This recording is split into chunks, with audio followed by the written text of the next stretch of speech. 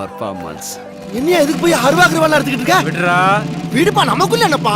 விடுறா. ஆனா எனக்கு ஒண்ணும் ஆகலையா. விடுறா. வேணாப்பா. தானங்க வைக்கேன். எனக்கு பிடிச்ச விளையாட்டு விளையாடி இருக்கேன். பக்கத்துல எங்க அப்பா கூட இதான் ஓட்டிட்டு இருக்கான். இது எங்களுக்கு பிடிச்ச ஃபேமிலி விளையாட்டு. அண்ணா எப்பவும் போல இன்னைக்கும் பானை காலியா இருக்குண்ணே. சூரிய வந்து நிறைய படம் நாங்கள் இவங்க கூட காமெடியில் நடிச்சிருக்காரு பண்ணும்போது. ஆனால் அவர் பெரிய நடிகரானதுக்கப்புறம் 2 பேரும் அடிச்சுக்கிட்டு நிற்போம். நான் அடிச்சுக்கிட்டு போது வடிவேலு சார் அங்கேருந்து வந்து ஒன்றும் பண்ணல, கையை கிட்டோம்னா ஒரு போடு போடுச்சு டொங்கிடும். பார்த்தீங்களா? ஒன்றும் பண்ணல கொலவெறி வார்த்தை அப்போ தான் முழு. உங்களுக்கு பிடிச்ச பழைய திரைப்பட நகைச்சுவை நடிகர்கள் யாருன்னு? எல்லாருமே பிடிக்கும். NSK அவர் பேர்ல தப்பு சொல்றியே, வந்தப்ப நீ தெரிஞ்சுக்கிட்டியோ. அறிவு பூந்த ஒரு காமெடியர். ஆமா ஆமா. 1 இருந்து 15 வரையும் கொண்டாட்டம், அதுக்கப்புறம் திண்டாட்டம். 1 இருந்து 20 வரைக்கும் கொண்டாட்டம். அதுல இன்னைக்கு வரை இன்னும் எத்தனை ஆண்டுகளாலும் பொருத்தமா இருக்கும். 30 வரைக்கும் திண்டாட்டம். அதுக்கப்புறம் சந்திரபாபு, அதுக்கப்புறம் நாகேஷ், பார்க்க கூடாதது பசியும் பஞ்சமும், தேங்காய் சீனிவாசன், பக்தர்கள் கோடி, எமராதா டைப்பான காமெடி கலந்த வில்லன். அதனால ஒவ்வொருத்தரும் அவங்க திறமைகளை அப்ப என்னன்னா போராம இருக்காது, போட்டி இருக்கும். நீ யார் நான் போட்டி, அவங்க பார்த்ததை கரெக்டா பண்ற. இப்போ உள்ள காமெடி எல்லாருக்கும் போராம இருக்கு. நீங்க இவர் வைகை புயல் கூட நடிச்சு நாங்க நிறைய பார்த்துருக்கோண்ணே. இப்ப இருக்கக்கூடிய நகைச்சுவை நடிகர்கள் யோகி பாபு ஆகட்டும், சந்தானம் ஆகட்டும், சூர்யா ஆகட்டும், அவங்க கூட பண்ணிருக்கீங்களா? சூரிய வந்து நிறைய படம் நாங்கள் எங்க கூட காமெடியில் நடிச்சிருக்காரு நாங்கள் பண்ணும்போது. ஆனால் அவர் பெரிய நடிகரானதுக்கப்புறம் அவர் கூட இன்னும் நடிக்கல. அதே மாதிரி யோகி பாபு கூட அவர் நடிச்சிருக்கேன், 4 படம் பண்ணியிருக்கேன். சந்தானம் கூட ஒரே ஒரு படம் பண்ண, அது ரிலீஸ் ஆகல. கவுண்டமணி கூட நான் நிறைய படம் பண்ணியிருக்கேன். கவுண்டமணி செந்தில் காம்பினேஷன்ல கட்ட பஞ்சாயத்து ஒரு படத்தை நான் தான் கவுண்டமணிக்கு அசிஸ்டன்ட். அப்படிங்களா? கிருஷ்ணமூர்த்தின்னு ஒரு கேரக்டர். எப்பவும் போல இன்னைக்கும் பானை காலியா இருக்குண்ணே. செந்தில் வந்து வேற கேரக்டர், நான் தான் அசிஸ்டன்ட். அதே மாதிரி இளைய தளபதி விஜய் அவர்கள் நடிச்ச பகவதி படத்துலயும் ஒரு கேரக்டர் பண்ணிருப்பீங்க. ரொம்ப நல்லா இருக்கும். அதோட அனுபவத்தை பத்தி கொஞ்சம் சொல்லுங்க. 2 பேரும் அடிச்சுக்கிட்டு நிற்போம். நான் அடிச்சுக்கிட்டு போது வடிவேலு சார் அங்கேருந்து வந்து கிட்ட, ஏய் என்னடா நடுத்தருவில் அடிச்சுக்கிட்டு யாரா நீங்க அப்படின்னு. ஆமா நீ யாரு ஸ்டைல், அதுவும் நல்லா இருக்கும். டைமிங் பார்த்தீங்கன்னா சமத்தியா இருக்கும். ஆமா நீ யாரா டேய் பகவதி தெரியுமாடா? சின்ன பகுதி பாரு. சின்ன பகுதியா? பகவதி தெரியுமாடா? பகவதியே தெரியாது, நீ யாரா சின்ன பகுதி அப்படிமா. எவன்டா அந்த பெரிய பகவதி? பகவதியே தெரியாதா? ஏய் சொல்லிக்கிட்டு இருக்கோம், டப்பு டிப்புன்னு அடிப்பாரு. அடிச்சோன்னே நான் அவன் தங்கச்சி நான் கட்டியிருக்கேன், ஏன் தங்கச்சி அவன் கட்டியிருக்கான், நீ எதுக்கு நடுவில் தலைவெட்டி பாளையத்தில் வந்து தரார் பண்ணிட்டு போயிடுறியா? அட்டி பிரித்து மேய்ஞ்சிடும். சட்டையெல்லாம் கிழிச்சு தெரிச்சு ஓடுவார், வண்டியில் போய் ஏறுவார். அங்கே ஒரு டிரைவர் கேட்பான், என்னென்ன மூக்கில் இருக்குது, சண்டையில் கிளியாது சட்டை அவனை அடிச்சு ஏறுவான். அந்த காலம் சண்டையில கிளியத்தான் செய்யும், அதை போய் பெருசாக நினைக்க முடியும். நம்ம ஷூட்டிங் ஸ்பாட்ல நடந்த மறக்க முடியாத அனுபவங்கள் பத்தி ஏதாவது இருந்தா எங்களுக்காக சொல்லுங்க. இலசு புதுசு ரவுசுன்னு ஒரு படம். பக்கத்து கடையில் போய் எனக்கு உனக்கு வேண்டிய ஆகாரம்லாம் பிடிச்சி வர்ற, நீ தைரியமா இரு. வடிவேலு சார் மட்டும், வடிவேலு MS பாஸ்கர் 2 பேரும் தெரிஞ்ச ஆர்டிஸ்ட்.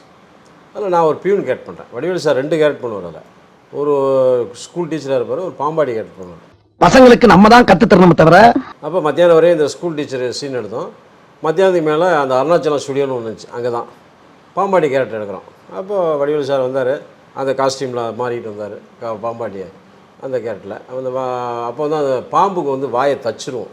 இப்போலாம் கிராஃபிக்ஸு. ஆமாம். அப்போ வாயை தச்சு தான் போட்டு நேராக வந்து ஒரு பையன் முண்டாசி கட்டிட்டு அப்படி இருந்தான், லுங்கெல்லாம் கட்டிட்டு ஒரு மாதிரி மதுரைக்கார பையன். இல்லை தம்பி பாம்பு வாயை தச்சாச்சா அப்படின்னாரு. என்னண்ணா இப்படி கேட்டுப்பிட்டீங்க? தச்சாச்சுண்ணே. என்ன நம்பிக்கை இல்லையாண்ணே? என்னண்ணா நீங்கள் அப்படியும் இந்த மாதிரி ரவுண்டு பெட்டி இருந்துச்சு, அப்படி தட்டினா பாம்பு புஷ்னு அப்படி வந்துச்சு. அப்படி வந்துச்சு. பார்த்தீங்களாண்ணே, ஒன்றும் பண்ணாதுண்ணே. ஏண்ணே பயப்படுறீங்க? ஒன்றும் பண்ணாதுண்ணே கையை கிட்டோம்னா ஒரு போடு போடுச்சு டொங்கிடும். பார்த்தீங்களா? ஒன்றும் பண்ணல விழுந்துட்டான். என்னன்னு கேட்டால் தச்ச பாம்பை வீட்டில் வச்சுட்டு தைக்காத பாம்பை எடுத்துகிட்டு வந்துட்டான். கடவுளை. அவ்வளோதான், எல்லாம் யூனிட் எல்லாம் ஓடிவிட்டோம். வடிவேலு சார் ஒரு பக்கம், நாங்கள் ஒரு பக்கம், டைரக்டர் கேமரா தீ எல்லாம் ஓடிவிட்டோம்.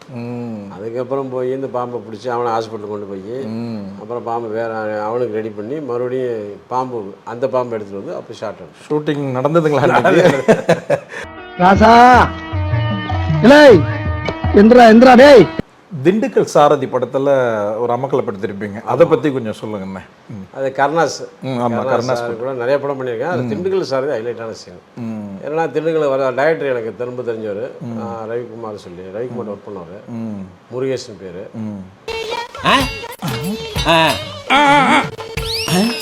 வர சொல்லிட்டாங்க. அங்கே போயிட்டேன். அங்கே போனாக்கா கருணாஸ் பார்த்தாரு, அப்படியே கூப்பிட்டு எதாவது சொன்னார். மேக்கப் பண்ணி வந்தாங்க, பெரிய போண்டா மீசை ஒட்டி விட்டாங்க. அப்புறம் வந்து 3 பட்டை, பெரிய பட்டை, நடுவில் பெரிய வேலு. கெட்டப்பு பார்க்க பயங்கரமா அந்த கெட்டப்பா மாமா. என்னப்பா? ஆமாம், டீ கடை வச்சுருப்பேன். இவர் கருணாஸ் வந்து அதில் வந்து ப்ரெஸ் வச்சுருப்பார், கஞ்சன், படுகஞ்சன். ஆமாம் ஆமாம், படுகஞ்சன். அப்புறம் இவர் நம்ம MS பாஸ்கர் வந்து அதில் எல்லாமே இதாக பேசிக்கிட்டு இருப்பார். ஆமாம், கவிஞராக கவிஞராக. ஆமாம் ஆமாம், ஆண் இல்லை ஒரு மாதிரி சொல்லிக்கிட்டே இருப்பார். அப்போ நான் சொல்லுவேன், டீ கொண்டை கொடுத்துட்டு, தம்பி இந்த காக்கா கரையை நீ கூட வச்சு தான் விளங்கவே மாட்டேன் அவனை ஷார்ப்பாக கட் பண்ணி அவரோட டப்புன்னு தலையில் அடிப்பார். ஒன்று முதல்ல கட் பண்ணணும்ல அப்படின்னு அது ஒரு சீனு. அப்புறம் அங்கே ப்ரெஸ்லேருந்து எனக்கு டீ ஆர்டர் பண்ணுவார். டேய் அப்படிம்பாரு. என்ன அப்படிமே, ஒரு டீ போடு. அப்புறம் அங்கிட்டு வர்றாங்க 2-3 கேரக்டர் வரும். டீ சாப்பிட்டீங்களா அப்படிம்பாரு. ஆமாம். டேய் ஒன்று அப்படின்னு சொல்லும்போது பார்த்தா நான் கடையை மூடி வச்சுட்டு கொலவரியோட தங்கமுத்துன்னு போயிடும். தங்கமுத்து இப்படிக்கு கொலவெறி வார்த்தை அப்பதான் முதல் வந்து விடுமுறை கொலவெறியுடன்.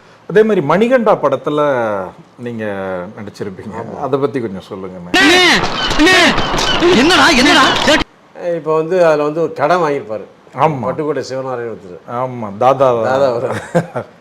நாங்கள் அண்ணே இந்த மாதிரி கடன் கேட்டு வந்திருக்கேன், இப்போ பாடுறா அப்படின்னு சொல்லிட்டு போவார். நேராக போய், அதாவது எங்களுக்கு ஆக்ஷனை பார்த்தா இவர் மிரட்டுற மாதிரி என்ன நடக்குதுன்னு மட்டும் பார்க்கணும்.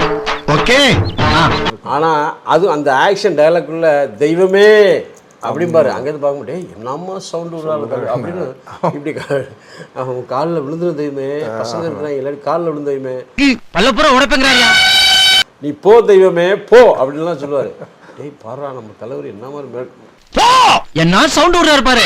சூப்பரான காமெடி, பேசப்படும் காமெடி. உங்களோட வாழ்க்கையில் மறக்க முடியாத அனுபவம் இருக்கும். ஆமாம், ஒவ்வொருத்தரோட லைஃப்லேயும் இருக்கும். ஆமாம். நீங்கள் வந்து அந்த மாதிரி ஏதாவது ஒரு அனுபவத்தை மறக்க முடியல, என்னால் மறக்க முடியாதுன்னு சொல்லக்கூடிய அனுபவம் தான் சொல்லுங்கள். உண்மையிலே நான் வந்து சினிமாவில் வரலைன்னா நான் வந்து விவசாய குடும்பத்தை சேர்ந்தவன். விவசாயம் பண்ணிட்டு ஏதாவது ஒன்று செட்டில் ஆகிருப்பேன். ஆனால் வந்து பெருமை என்னென்னா, சினிமாவுக்கு உள்ளே வந்து நான் இன்ன வரையும் கடவுளுக்கு நன்றி டெய்லிக்கு நன்றி சொல்லிட்டு இருக்கேன். ஏன்னா எத்தனையோ கலைஞர்கள் எனக்கு தெரிஞ்சு வந்தாங்க, அவங்களால நிற்க முடியல. நான் இன்ன வரையும் இன்னை வரையும் சினிமா சாப்பாடு தான் சாப்பிட்டுக்கிட்டு இருக்கேன். இன்ன வரையும் எல்லா ஃபங்க்ஷனுக்கும் ஊருக்கு போவேன், எல்லாருக்கும் நல்லது கெட்டது எல்லாத்துக்கும் போவேன். சினிமா தான் என்னை காப்பாற்றுது. ஏன்னா நீங்கள் சொல்லும்பொழுது இதை கேட்கணும்னு எனக்கு தோணுது. இப்போ நீங்கள் திரைத்துறைக்கு வந்து தோராயமாக எத்தனை வருஷம் இருக்கும்? 40 வருஷம் ஆச்சு. அப்படியேங்கப்பா, இன்னும் 10 வருஷம் போனால் உங்களுக்கு பொன்விழா ஆண்டு. வாழ்த்துக்கள்ண்ணே. சொல்லுங்கண்ணே. 85ல் முதல் வெளிச்சம்ங்கிற படத்தில் தான் தலையை காட்டினேன். கார்த்திக் நான் ஹீரோ நடிக்கணும் தான் வந்தேன். ஹீரோ நடிச்சது கூட எல்லாம் நின்று போனான்னு. அப்புறம் வந்து என்ன, நான் எப்படி அவர் கூட ஒரு படம், அவர் நடித்த படத்தில் நான் இருக்கிறேன், கூட நடிக்கலை.